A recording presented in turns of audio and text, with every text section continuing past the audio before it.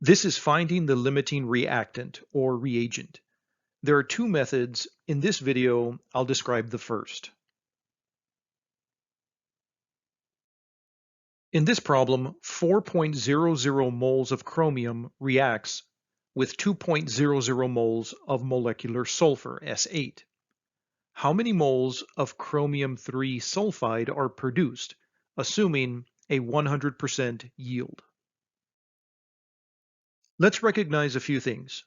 First, we are asked to find how many moles of chromium-3 sulfide are produced, assuming a 100% yield. This means we are looking for the theoretical yield. Next, to find the product, we need to know the limiting reactant.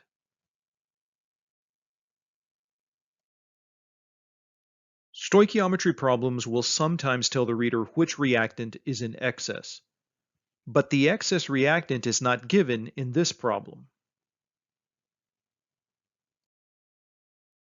In fact, finite amounts of reactant are provided, 4.00 moles of chromium and 2.00 moles of molecular sulfur.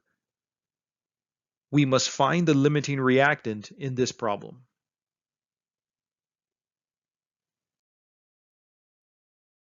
In this method, I'll simply compare reactants. For example, I'll start with 4.00 moles of chromium and convert using the mole ratios to find how many moles of sulfur are required to react.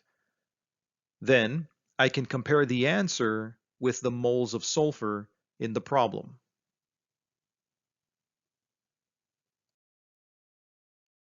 Notice 0.750 moles of sulfur are required to fully react with 4.00 moles of chromium. In the problem, we start with 2.00 moles of sulfur. So yes, there is enough sulfur to react. We can now draw some conclusions. Sulfur is the excess reactant, and chromium is the limiting reactant. Now, let's go back to the original problem. We must use the limiting reactant to solve any stoichiometry problem. Here, I'll start with 4.00 moles of chromium, the limiting reactant. Next, I'll use the mole ratios from the balanced equation to convert to the moles of product, chromium-3 sulfide. And this equals 2.00 moles of chromium-3 sulfide that can be produced assuming a 100% yield. This is also called the theoretical yield.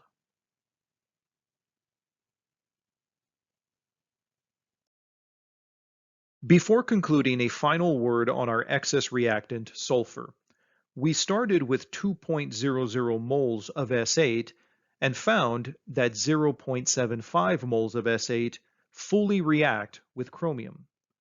This means if we subtract the two, 1.25 moles of S8 remain after the limiting reactant runs out, and thus the reaction is complete. This is also called the reactant in excess.